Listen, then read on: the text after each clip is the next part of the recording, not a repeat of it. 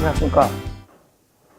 오늘은 그 1강에서 얘기했던 제3의 눈을 1강에서는 제3의 눈의 정체를 말씀드렸다면 제3의 눈을 제거하고 난 순수한 우리 자아가 무엇인가 하는 문제가 1강에서 주로 얘기가 됐는데 2강에서는 그러한 생체 시계를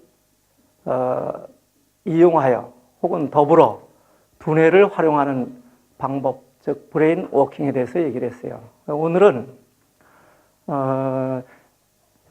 생체 시계도 마찬가지고 제3의 눈, 그리고 브레인 워킹을 하면 제3의 눈을 뜰 수는 있는데 브레인 워킹에서는 2강에서는 주로 잘 먹는 문제, 특히 해산물을 먹고 두뇌 영양식을 하는 문제, 그리고 독서하고 외우고 숨세기 뭐 이런 구체적인 것들을 방법론적으로 말씀드렸는데 오늘은 그 정도 갔으면은 실제로 세상에서 일어난 일을 어떻게 인식하는가 하는 구체적인 8가지 방법에 대해서 말씀을 드릴게요.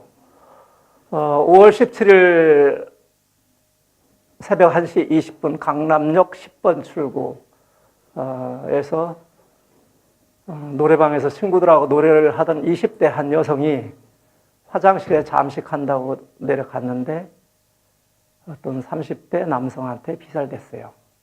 이 사건을 8가지 오늘 얘기할 8가지 중에 하나로 본다면 지금 뉴스나 방송에서 여성 혐오 범죄다. 또는 뭐 여러 가지 해석이 분분해요. 심리학과 교수는 심리학 차원에서 말하고 사회학과 교수는 뭐 사회의 그런 문제, 또는 어떤 사람은 행정 쪽에서는 어떻게 남녀 공용 화장실을 아직도 세계적인 도시 서울에서 두고 있느냐, 뭐 이렇게 다각도로 접근을 합니다. 그러면서 그 30대 남성이 신학대학원생이라는 이유로 또 뭐 기독교 욕하는 사람도 있고, 또는 정신병 이력을 들어서 또 말하는 사람도 있고, 여러 가지 시각이 있어요.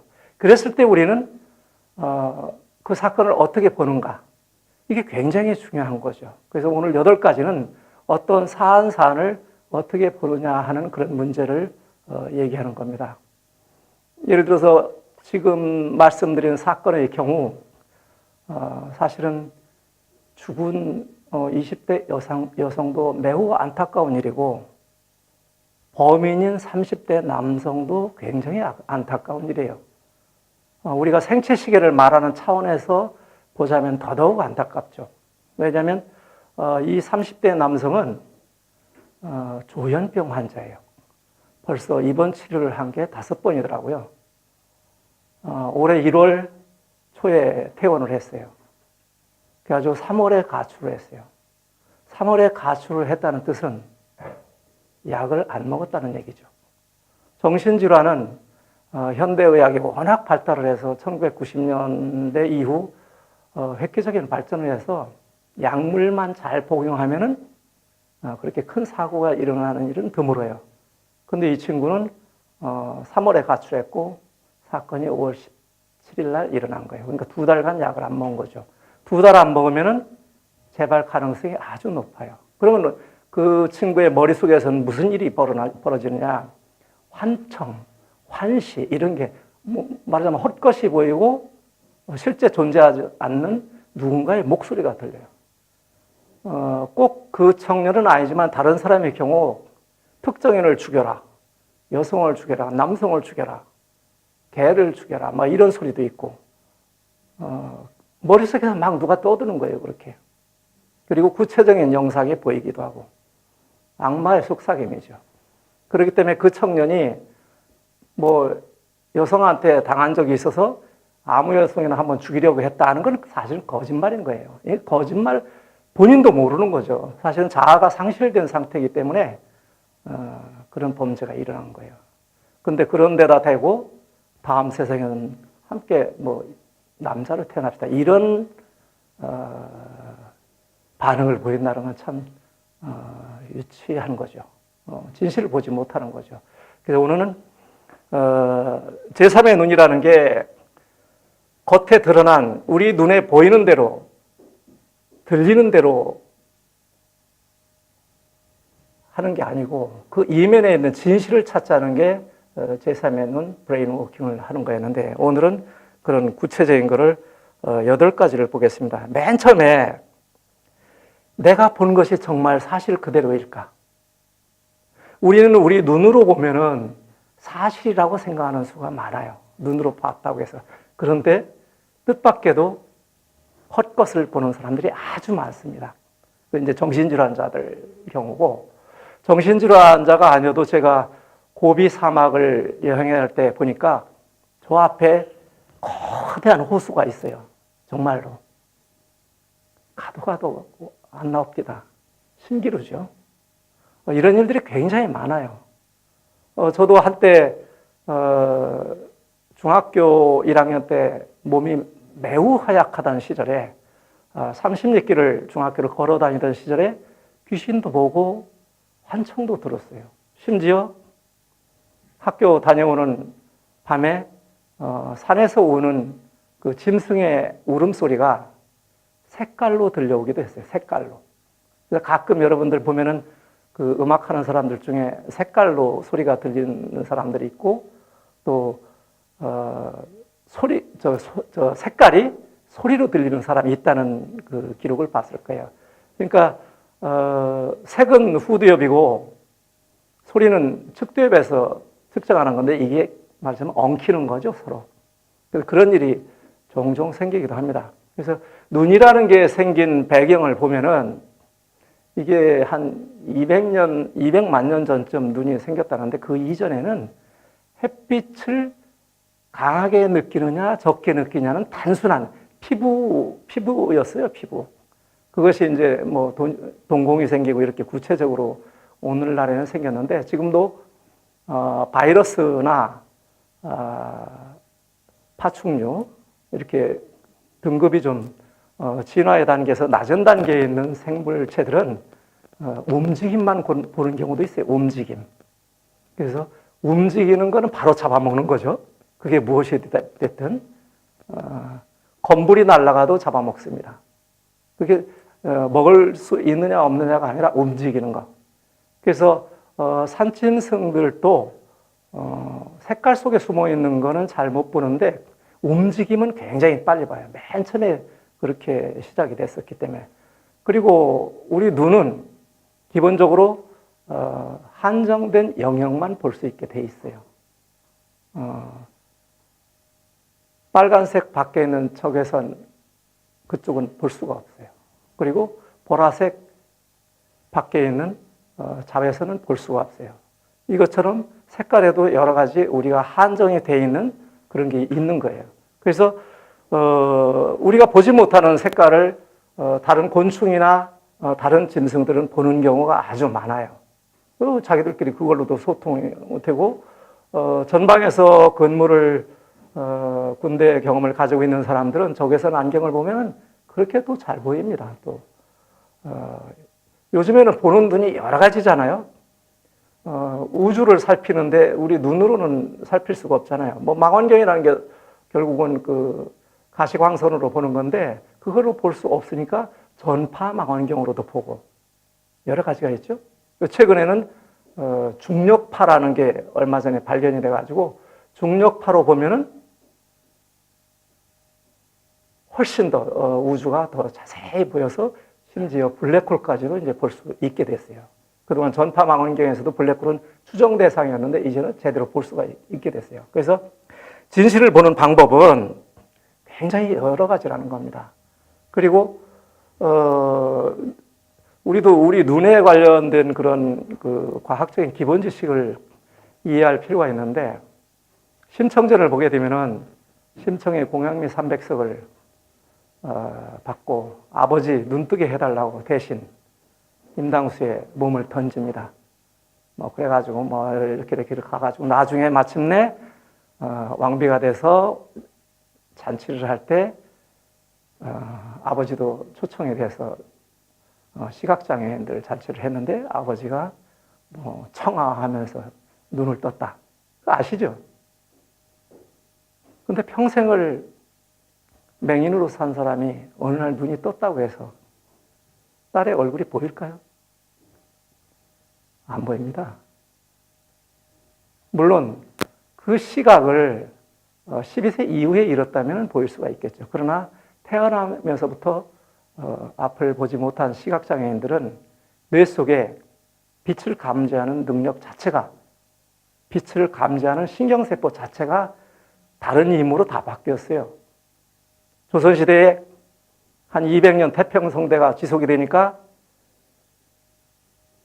태조 이성계 정도전이 혁명할 때 있던 그 수많은 군인들이 다 어디로 갔느냐면 필요 없으니까 그냥 장부상에만 남고 다 집으로 갔어요. 거짓말 해가지고 실제로 군대가 없는 거하고 똑같죠. 시각세포가 다른 일을 하는 겁니다. 그러니까. 그래서 신봉사가 눈을 떠도 볼 수가 없어요. 실제로 그렇습니다. 이렇게 우리가 눈앞에 보인다고 해서 그것이 사실일까 하는 항상 그 겸허한 마음, 그걸 봐야 되는 거죠. 이걸 잘못 보면 늘 속는 거죠. 늘 속게 됩니다.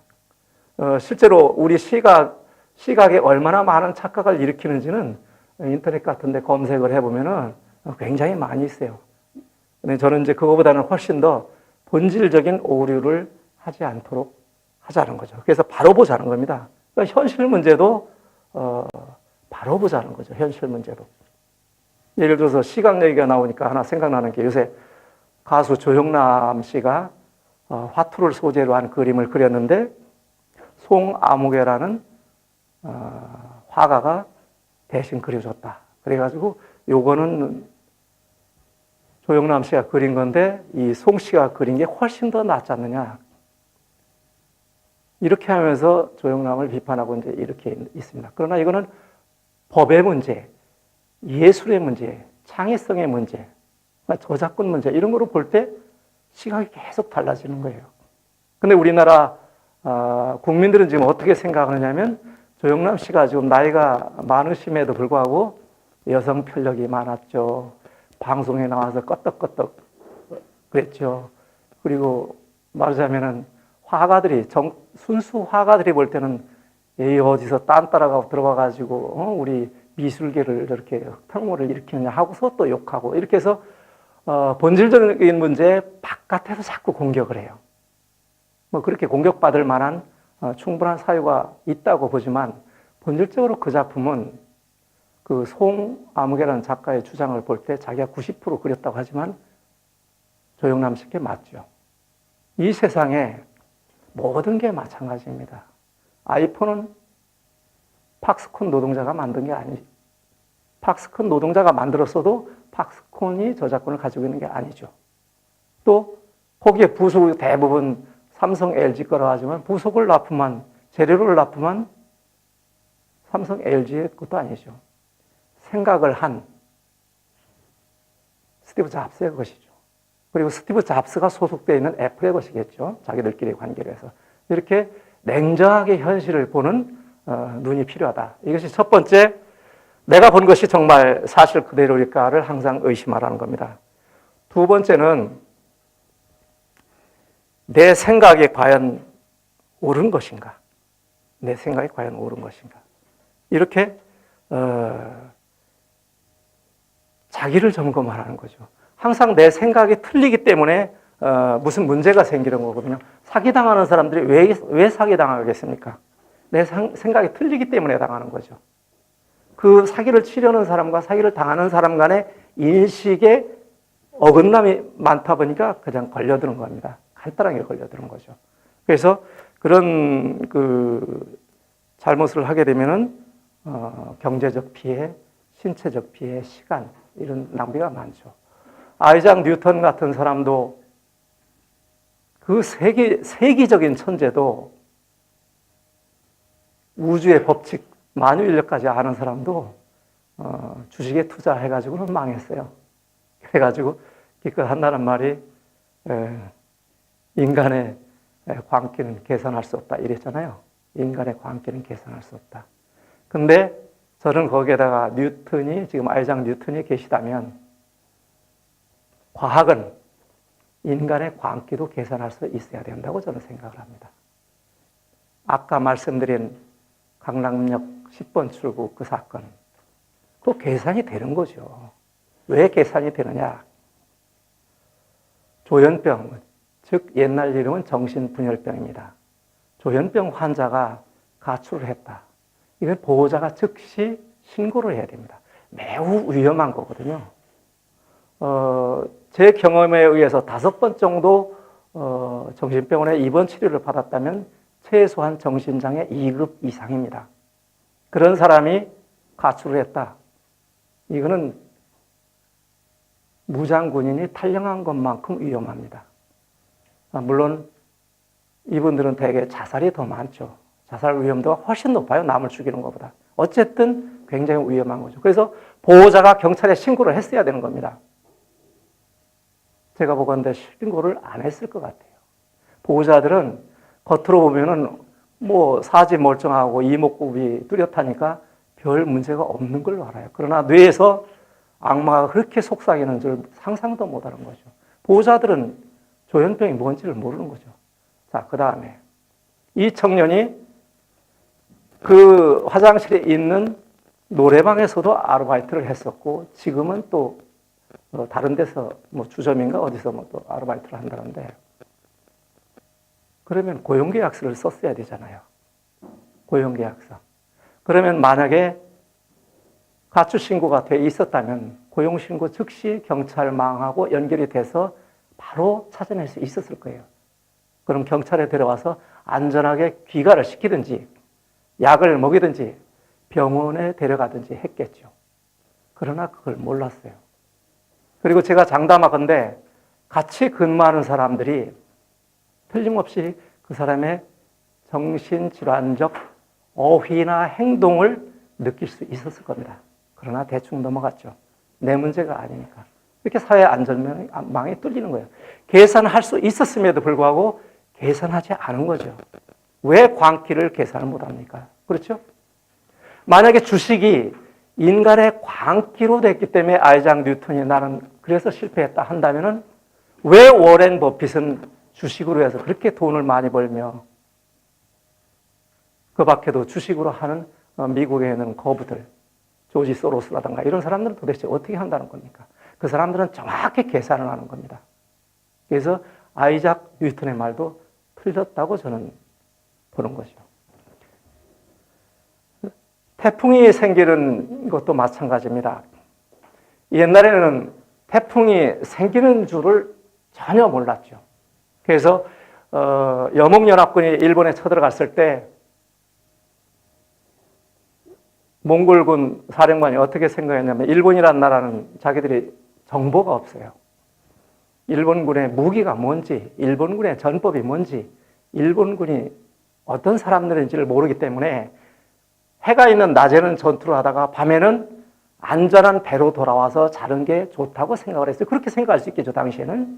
그래서 전투를 하다가 저녁이 되면 전부 후퇴를 해서 배에 타서 일단 물러납니다. 그럼 일본군이 배를 타고 쫓아올 때 보초들이 감시하기가 쉬우니까. 그런데 그만 그 밤사이에 태풍이 불어닥쳐서 이 배들이 다 뒤집혀서 상당히 많은 고려군과 몽골군과 남송군이 죽게 됩니다. 당시에 일본군은 그걸 신풍이라고 했죠. 신풍. 신이 일으킨 바람. 그러나 오늘날은 어떻습니까? 몇 월 며칠 몇 시에 어느 지역에 태풍이 상륙하고 풍속은 얼마이며 강수량은 얼마다. 이런 것까지 다 알아요. 계산이 다 돼야 됩니다. 얼마 전에 미국에서조차 비가 많이 안 오니까 야구장을 빌려가지고 기우제를 지낸 적이 있어요. 기우제 지나면 비가 옵니까? 우리 조선시대 역사에도 수많은 기우제가 기록되어 있고 최근에도 작년에 많이 가물었잖아요. 작년에도 기우제를 지냈어요. 다 소용없는 짓입니다. 비는 정확한 물리 법칙에 의해서 내릴 수도 있고 안 내릴 수도 있는 거예요. 그래서 이렇게 우리는 제대로 된 자기 생각이 과연 옳은가 점검하는 그런 정사유하는 정신이 필요하다는 겁니다. 특히 여러분이 그 실수를 자주 하는 것 중에 하나가 뭐냐면은, 여러분이라 하지 말고 그냥 일반인들이라고 할게요. 머리가 나쁜 경우라고 볼 수 있겠죠. 그런 예는 뭐 수도 없이 들 수 있어요. 무지에서 생기는 오류가 굉장히 많아요. 무지에서 생기는 오류 굉장히 많습니다. 그런 실수는 하지 말아야 돼요. 적어도 전문가의 조언을 받거나 심사숙고를 하면은 피할 수 있는 불운을 대개 자초해서 겪는 일들이 굉장히 많습니다. 제가 몇 년 전에 제가 아는 어떤 사람들한테 여러 차례 경고를 한 적이 있었어요. 지금 너의 판단력이 다른 때보다 훨씬 떨어질 때니까 매우 신중하게 고려하고 너무 힘들면 나한테 물어봐라. 그런 다음에 행동하라. 그렇게 얘기를 했어요. 그러다가 어떤 특정한 일을 할 때 그 일에서 손 떼라고까지 제가 얘기를 했어요. 거기서 네가 잘못하면 감옥 간다. 그런데 그 조언을 듣지 않고 지금은 국가에서 주는 짐식을 제공받아서 잘 살고 있습니다. 그 다음에 내 말이 과연 정확한가? 내 말이 정확한가?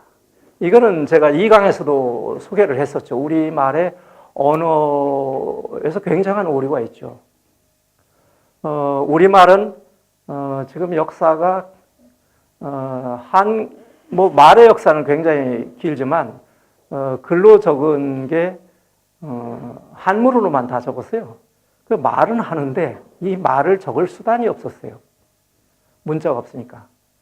그러니까 말 따로 문자 따로 이렇게 했고 세종 이도가 훈민정음을 발명하기는 했지만 그로부터 훨씬 뒤에 약 400년 뒤에 박지원 같은 작가도 한문으로 글을 썼어요. 그래서 한글이 본격적으로 쓰이게 된 게 언제부터이냐? 기독교가 우리나라에 전파되면서부터입니다. 기독교가 저 같은 비기독교인이 볼 때 기독교가 대한민국 역사에서 가장 잘한 일은 성경을 한글로 번역한 겁니다. 쉽게 민중한테 보급을 하려면 어떤 언어로 써야 되느냐 하고 그 선교사들이 생각을 하고 한글을 이용하기로 결심을 한 거죠. 그런데 똑같은 목적을 가진 천주교 신부들은 어떻게 했죠? 그보다 100년 앞선 천주교 신부들은 한문으로 해야 된다고 생각을 했어요.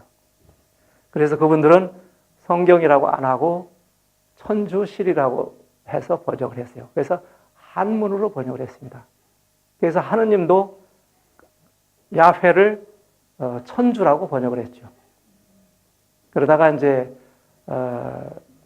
기독교 쪽에서 천주도 아니다.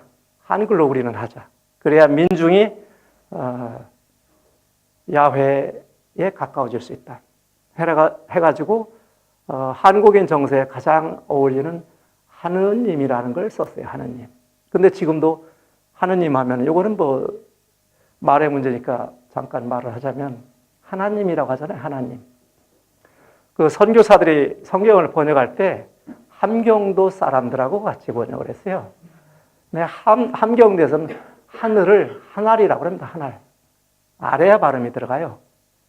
그래서 하날님이에요. 하날님. 리을 탈락해가지고 하나님입니다. 하나님이 하느님이라는 거예요. 천주하고 똑같은 거예요.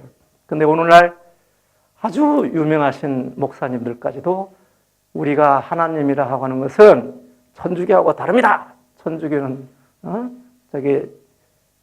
조선의 하느님하고 적당히 야합을 한 거지만 우리는 오직 우주의 유일하신 하나, 유일하신 창조주라는 뜻으로 하나님이었습니다. 근데 거짓말이죠.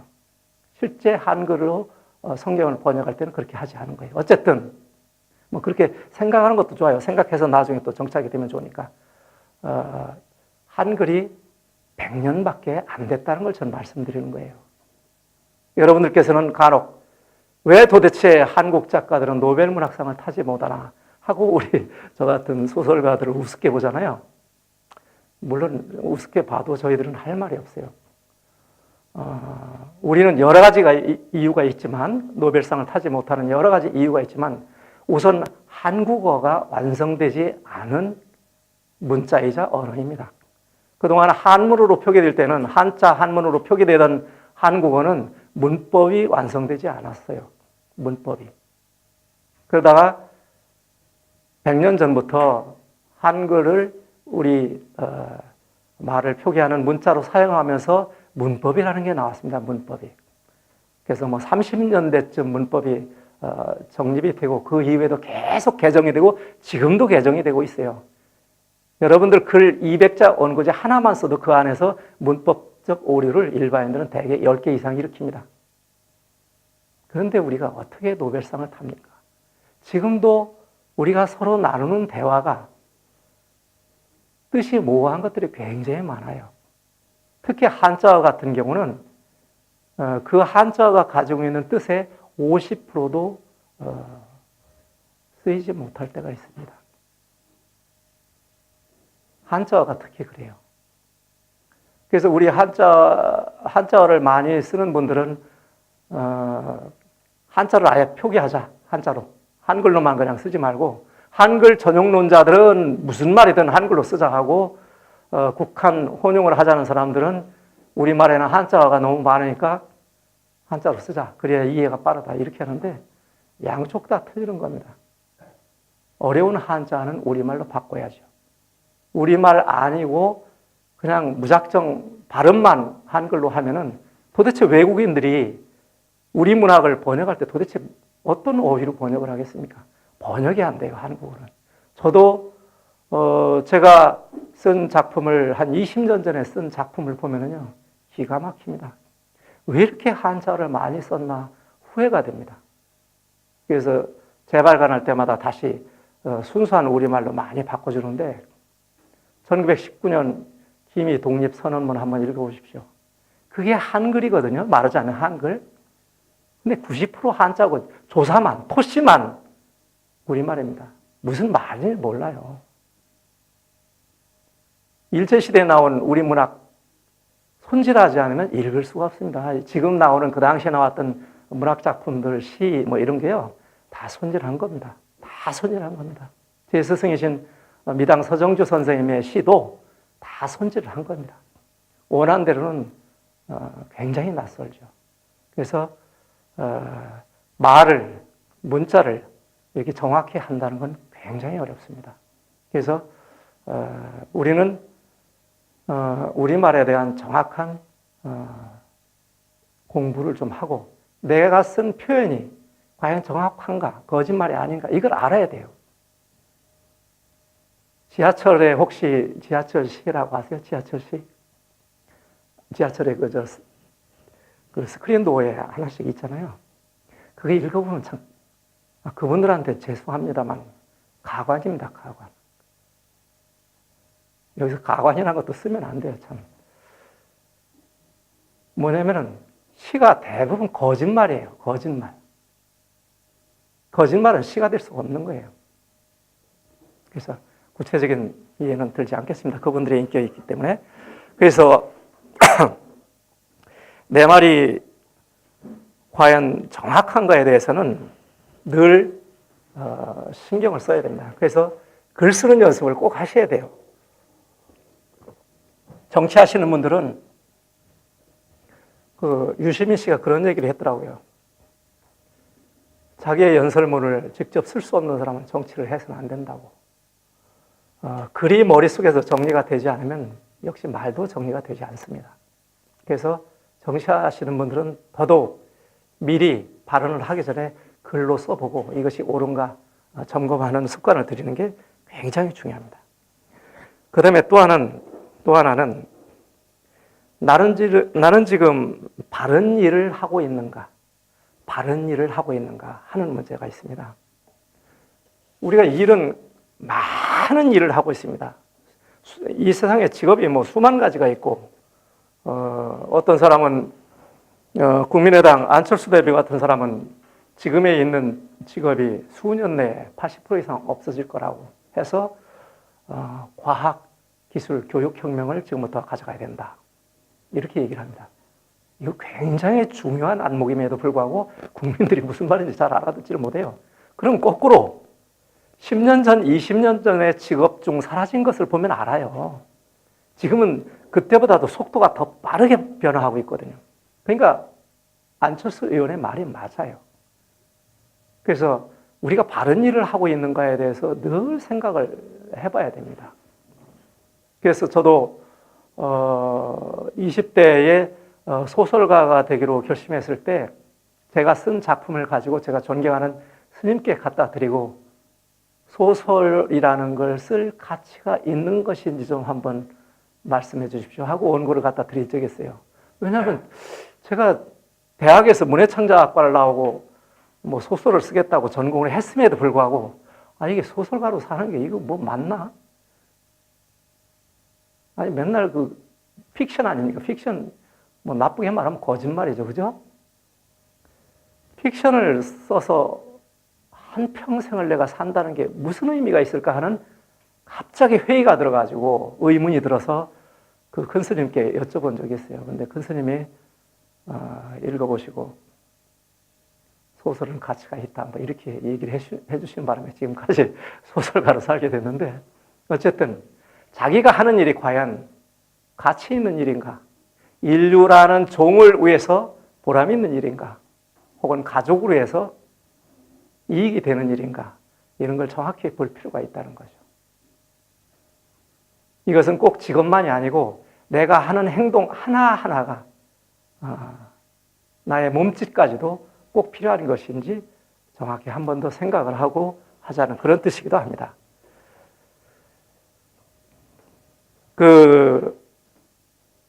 제가 경계하는 것 중에 한 가지 여러분께 소개하고 싶은 게 있는데 장점을 버려라 이런 말이 있고 또는 반대하는 습관을 갖지 말자 이런 게 있습니다. 정치적으로 여기도 이제 저하고 정치적으로 대화를 많이 나누는 분이 있지만 정치라는 게 이렇습니다. 저는 지금 저는 약간 박쥐 같습니다. 그죠? 여당에도 친구가 있고 야당에도 친구가 있어요. 심지어 이번에 총선 때는 어디 유세하다가 반국가로 통합진보당이 없어졌잖아요. 거기 의원이었던 사람 만나서 제가 격려도 해준 적이 있어요. 그러니까 저의 이념적 스펙트럼이 굉장히 넓은 거죠. 그건 무슨 얘기냐면은 반대로 제 친구들 중에는 굉장한 건강한 보수 가치를 가진 친구들도 있어요. 새누리당 쪽 말이죠. 그런데 늘 보수 집단들하고만 어울리다 보니까 거기서 극보수도 있습니다. 그런 사람들하고 계속 주장을 하고 그런 사람들의 강연을 계속 듣고 이러다 보니까 그만 너무 극우 쪽으로 가요. 그래서 너무 심한 쪽으로 갑니다. 그래서 북한은 당장 때려 없애야 할 정권이 돼버리고 뭐 야당은 그냥 다 국회 해산령이라도 내려서 다 없애버려야 되고 이렇게 과격한 주장으로 갑니다. 또 야당 쪽도 마찬가지예요. 야당 쪽에 있다 보면 자꾸 진보 쪽의 얘기들이 자꾸 귀에 들리고 그런 사람들하고 밥을 먹고 얘기하고 토론하고 책을 읽게 되고 이러다 보면 이 나라는 이상하게 나쁜 나라 같아요. 그죠? 당장 뒤 엎어서 정권을 확 엎어버리고 새누리당 국회는 그냥 죄다 하여튼 어떻게 하고 싶다고요. 실제로 그쪽에서 오랫동안 있는 사람들 페이스북이나 이런 데 보면요. 맨날 대통령 욕하고 새누리당 욕하는 거야. 자나깨나. 양쪽 다 그래요.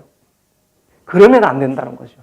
그래서 항상 진실을 보려고 하는 자기가 무슨 일을 하고 있는지 그런 자세가 굉장히 중요한 거예요. 그래서 지금은 세계적인 기업이 됐지만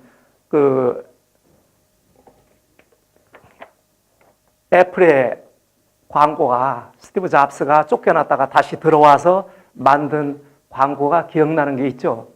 Think different.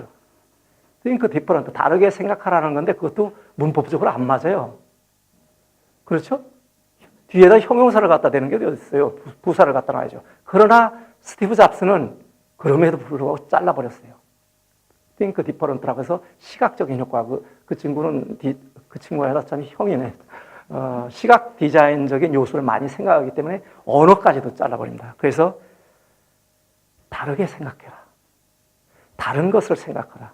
이렇게 주장을 했던 거예요. 그러다 보니까 혁신적인 아이디어가 그 스티브 잡스의 머릿속에서 샘물처럼 쏟아져 나왔던 겁니다.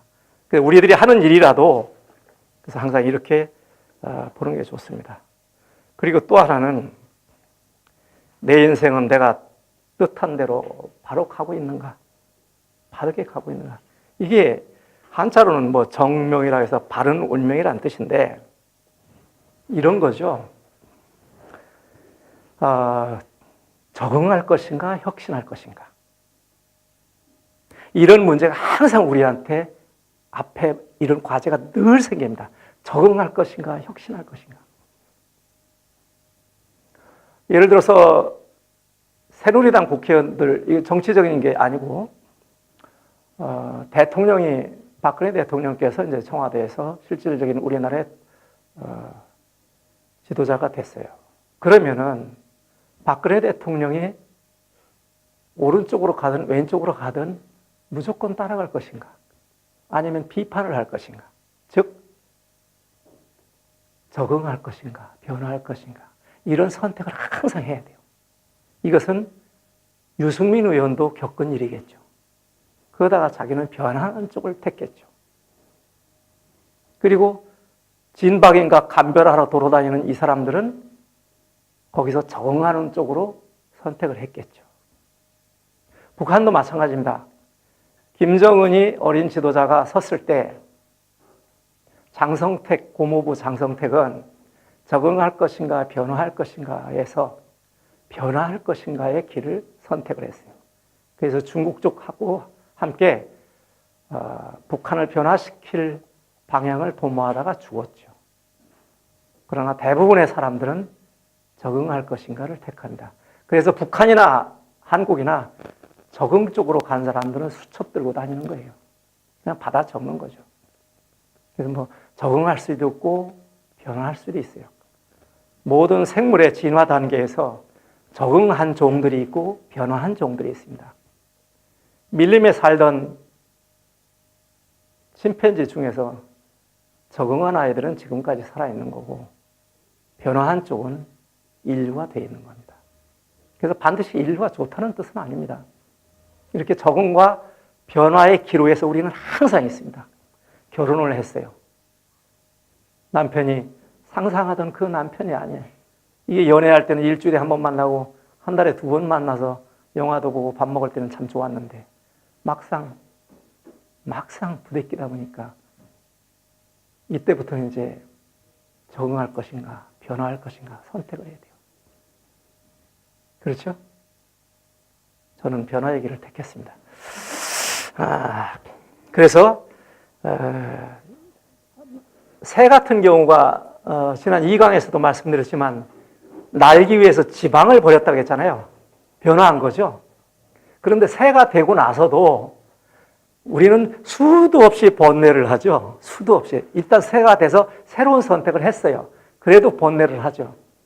가만히 보니까 땅에서 편안하게 걸어 다니면서 많이 먹는 게 좋을 것 같아요. 왜냐하면 지방을 축적해두면은 한 일주일 굶어도 죽지는 않으니까. 근데 이 새는 3일만 돼도 굶어 죽잖아요. 그러니까 늘 먹어야 돼요. 날아다니면서. 물론 시야가 넓으니까 먹이를 포착할 기회는 많지만 그 토끼나 들쥐나 이거를 1km 상공에서 보고서 뛰어내려가지고 그저 잡아먹는다는 게 쉬운 일이 아니거든요. 실패율이 높아요. 그러다 그마저도 없으면 어떡하냐고요.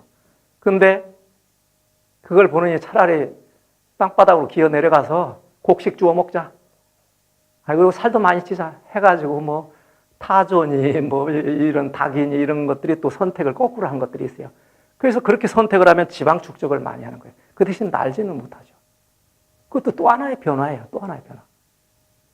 그럼 예를 들어 청동오리 같은 게 이제 청동오리 같은 것도 그런 변화를 한 애들과 변화를 하지 않은 애들이 또 있어서 지금 앞으로도 이제 변화가 올 거예요. 청동월이 참 재밌는 게요. 적응한 아이들은 4월 20일경에 알을 20개 내지 22개를 하루 만에 다 낳아서 부화를 시켜요. 근데 인간 세상에 적응한 아이들은 그냥 집에서 크는 아이들이죠. 모이를 주인이 주는 먹이, 자기가 찾지 않고 주인이 주는 먹이를 먹는 아이들은 하루에 알을 1개 낳아요. 재밌죠? 이렇게 적응할 것인가, 변화할 것인가. 이거는 항상 우리 앞에 매일매일 닥치는 현실적인 문제예요. 이게 운명이라고 할 수는 없는 거죠. 그렇죠? 우리가 선택하는 겁니다. 늘 적응이냐 변화냐. 그래서 그거를 똑바로 바라보자는 거죠. 그 다음에 나는 최선을 다하고 있는가? 나는 진짜 최선을 다하고 있는가? 근데 사람들은 다 최선을 다하고 있다고 생각을 하죠. 근데 왜 조영남의 대필 화가는 최선을 다했는데 아직도 나이가 60인데 무명 작가죠. 도대체 뭐가 다르길래? 우리 소설가 중에서도 소설가는 타이틀만 있지 평생 가야 독자들한테 감동을 주는 작품을 만들지 못하고 사라지는 작가들이 약 90%쯤 됩니다. 그러면 최선을 다했는가? 도대체 뭘 안 했길래 나는 이렇게 되는가? 물론 여러분들도 스스로 항상 그런 의문을 갖게 되겠죠. 나는 과연 최선을 다하고 있는가? 자, 지난 1강에서 토머스 에디슨이 전구를 만드는 에피소드를 말씀드렸었는데 그 당시에 전구를 만들기 위해서 노력한 사람이 3,000명쯤 된다고 그랬잖아요. 그럼 2,999명은 뭐죠? 그 사람들 게을렀나요? 최선을 다하지 않은 것은 단지 체력이나 시간이나 돈을 얘기하는 건 아니라는 거죠. 최선을 다하려면 이게 정말 중요한데 생체 시계를 제3의 눈을 정확히 뜨고 브레인 워킹을 했을 때 최선을 다했다고 하는 겁니다. 무지한 상태에서는 공부가 되지 않은 상태에서는 최선을 다하는 게 죽는 길로 가는 수가 많아요. 그래서 최선이라는 개념부터 바꿔야 됩니다. 그 다음에 이게 이제 마지막은 아니고, 또 하나는 내 사고방식은 바르고 효율적인가? 내 사고방식은 바르고 효율적인가? 이거 조금 여러분들이 이해를 못한다면 이런 거하고 똑같습니다. 여러분들이 시를 한 편을 쓰든, 짧은 글을 수필을 쓰든, 그거를 이렇게 보면은 여러분의 두뇌의 신경세포가 생각의 지도가 바르게 되어 있는지를 저는 알 수 있어요. 혹시 글을 써본 분들은, 긴 작품을 30매, 40매 되는 원고를 어디에 투고를 했는데 심사위원들이 한두 장 보면서 휙 집어던지고 이러는 거 보고 아니 저 사람들은 어떻게 내 작품을 나는 밤새 일주일간 끙끙거려 썼는데 어떻게 저 사람들은 단 1, 2분 만에 나를 평가하지 이렇게 하고 원망한 적이 있을 거예요. 한 장만 봐도 다 알아요. 여러분의 생각의 지도가 거기에 다 나와요. 시를 막 10편 정도 시인 이렇게 무슨 응모하면은 여러 편 내잖아요. 사실 한 편만 봐도 알아요. 한 편만 봐도 이 사람이 시적 두뇌가 시의 지도가 제대로 두뇌에 그려져 있는지 정확히 알 수 있습니다. 그래서 생각을 바르게 하는 훈련이 굉장히 필요한 거죠. 그래서 글을 써라, 독서를 하라, 토론을 하라. 제가 그래서 강조를 하는 겁니다. 그게 생각의 지도가 질서가 안 잡히면, 기승전결이 안 되면, 논리적이지 않으면, 합리적이지 않으면 계속 오류가 나는 겁니다. 그래서 이제 그런 뜻으로 말씀을 드리는 겁니다. 그래서 잘못 판단하면 여러분의 기억조차도 믿어서는 안 돼요. 기억을 믿어서도 안 돼요. 기억도 가끔 조작이 됩니다. 그 다음에 내 마음은 지금 고요한가? 이거는 참, 이게 이제 8번째인데, 이게 참 재밌어요. 여러분, 만약 어떤 사람이 아내하고 너무 성격 차이가 많이 나서, 그냥 성격 차이라고 합시다. 여러 가지 이유가 있겠지만, 혹은 남편하고 성격 차이가 나서 이혼을 결심했어요. 그러면 여러분들은 대개 누구한테 상담을 하느냐? 흥분한 상태니까 되게 친한 친구한테 전화를 걸어요. 아니면 내가 304호에 살면은 303호 아줌마를 찾아가겠죠. 가까우니까. 되게 가까운 사람들한테 상담을 받습니다. 근데 참 재미난 현상이 하나 있어요. 사촌이 땅 사면 어떻게 되죠? 배 아프죠? 여러분이 행복한 걸 싫어하는 사람들이 아주 가까이에 있어요. 경쟁자들이 있습니다. 그래서 저는 상담을 할 때는 나를 알지 못하는, 내가 어디 사는지도 모르고 나에 대한 정보가 없는 제3자한테 상담을 받으라고 권합니다.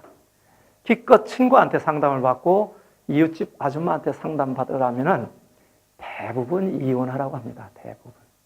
갈라서라고 합니다. 이건 극단적인 예인데, 자기가 마음이 흥분한 상태에서는 절대로 무엇인가를 결정하지 말라는 얘기죠. 대개 상담하려고 나서는 순간은 벌써 감정이 격앙되어 있는, 머릿속에 흩어져 있는 상태입니다. 그래서 나보다 훨씬 더 고요한 사람을 찾아가서 객관적인 점검을 받아볼 필요가 있습니다. 그리고 내가 무슨 사업을 결심했어도, 야, 나는 이거 너무 좋은 아이템이야. 이거는 사업을 하자마자 나는 거부가 될 거야. 했어도 컨설턴트를 찾아가서 설명을 드리면 내가 놓친 오류를 다 잡아낼 수가 있습니다. 저는 후배들이 가끔 또는 혹은 제가 잘 모르는 어떤 사람들이 원고를 봐달라고 보내는 경우가 있어요.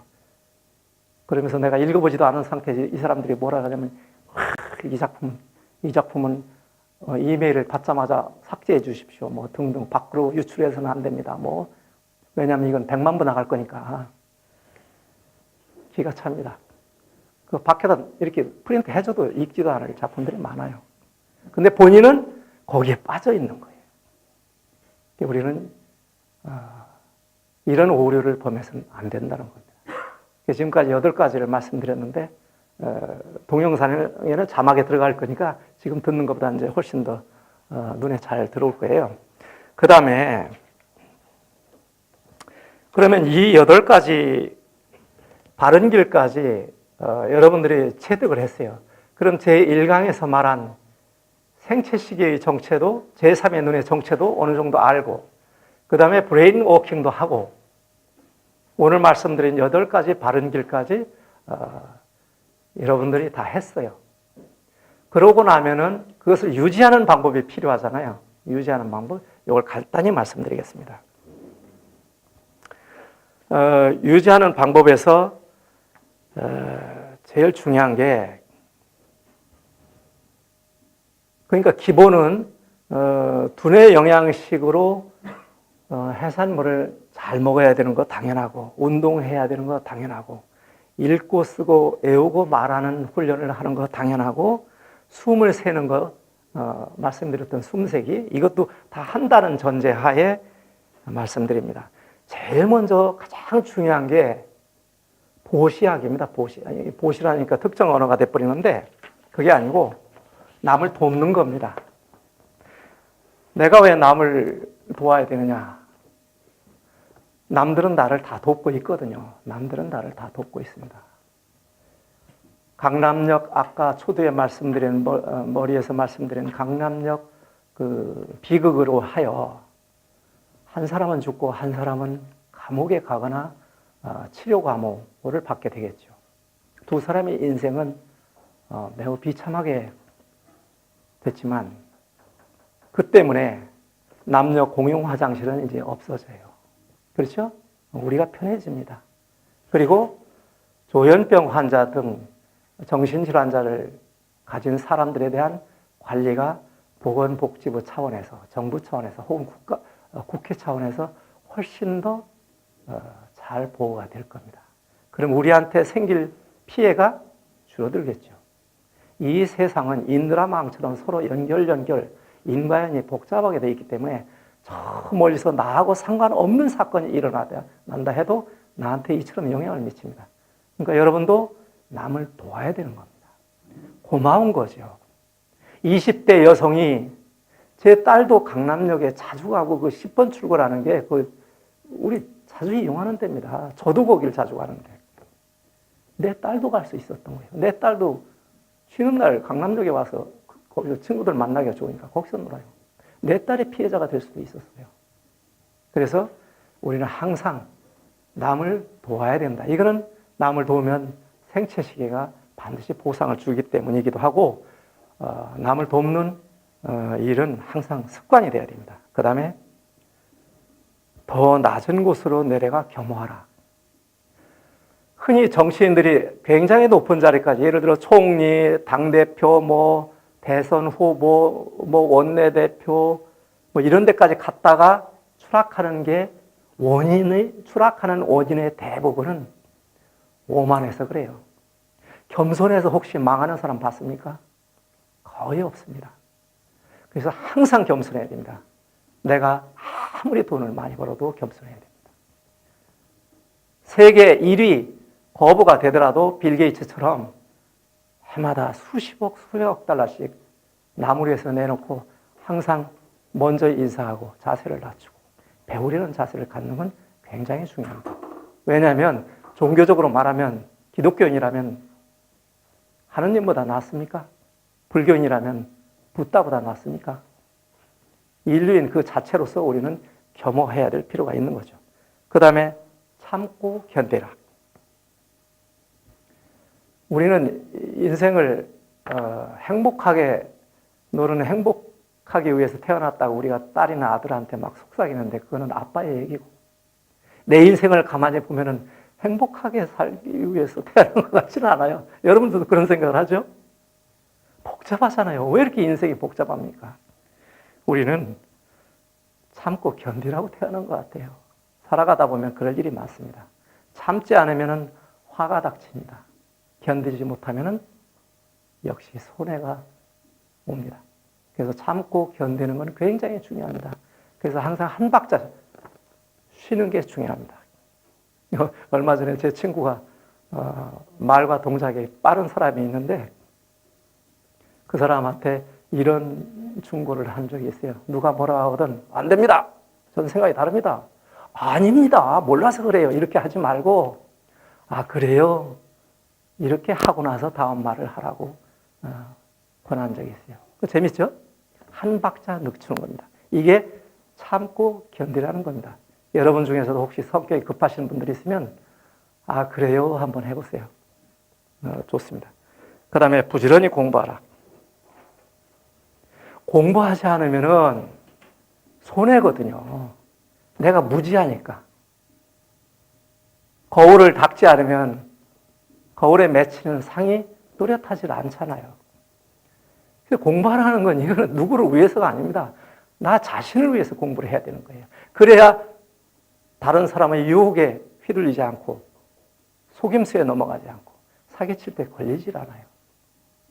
나 자신도 지킬 수 있고 내 가족도 지킬 수 있고 내가 속한 사회도 지킬 수 있고 우리 나라도 지킬 수 있고 나아가 지구도 지킬 수 있는 거예요. 그래서 부지런히 공부하라는 거고 그 다음에 시끄러운 속에서도 고요하고 급한 중에도 침착하라. 아무리 누가 뭐라 해도 굳센 바위처럼 고요한 생각을 가지고 있어야 돼요. 급하다고 해서 서둘러서 되는 일은 없더라고요.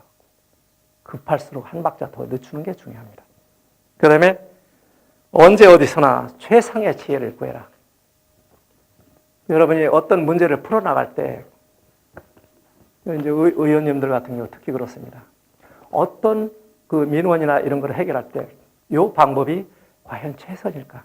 한 번 더 의문을 가져보라는 거죠. 더 쉽게 해결할 수 있는 길은 없을까? 제 1강에서 말씀드린 대로 혹시 제3의 눈으로 아주 쉽게 해결할 수 있는 다른 방법은 없을까? 이렇게 생각할 수 있어요. 그래서 제가 최근에 총선을 치르면서 우리나라 여론조사가 엉망이었잖아요. 지난 지방선거 때도 여론조사가 엉망이었고 지금 여론조사 관련법을 개정하겠다고 지금 나서고 있는데 그럼 어떻게 할 건가? 기껏 하는 게 응답률이 현재 뭐 4%, 5%, 2%까지 있었어요. 이거를 10%로 올리자. 뭐 이런 소극적인 방법이 나와요. 응답률 10% 올린다고 올바른 여론조사가 될까? 할 때 이런 생각을 하면 어떠냐 이거죠. 발상을 전환해서. 이게 지금 더민주의 원내대표 우상호 의원의 주장이더라고요. 10%로 응답률을 올리자.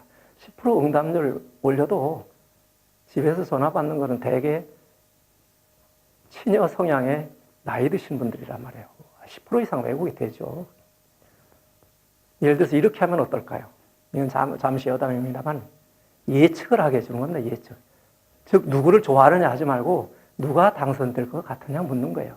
그래서 나중에 당선이 됐다고 어떤 사람이 당선된 게 맞췄으면 그 사람한테 가점을 주고 틀렸으면 점수를 약간 빼는 거죠. 가중치를 빼주는 거죠. 그래서 계속 그 사람이 같은 사람이 예측을 할 때 10번을 했는데 10번을 예측해서 다 맞췄으면 가중치를 더 주는 거고 할 때마다 틀리면 이 사람은 세상을 보는 눈은 뜨고 있지만 사실상 감은 거나 마찬가지이기 때문에 가점을 빼버리는 거죠. 그러면 아마 더 정확하지 않을까. 이렇게 발상을 전환하는 훈련을 해야 된다는 거죠. 그래서 오늘은 제3의 눈을 뜨고도 브레인 워킹을 하고도 여러분이 일상적으로 훈련을 해야 되는 8가지 바른 길이라는 강의를 했습니다. 장시간 고생하셨습니다. 감사합니다.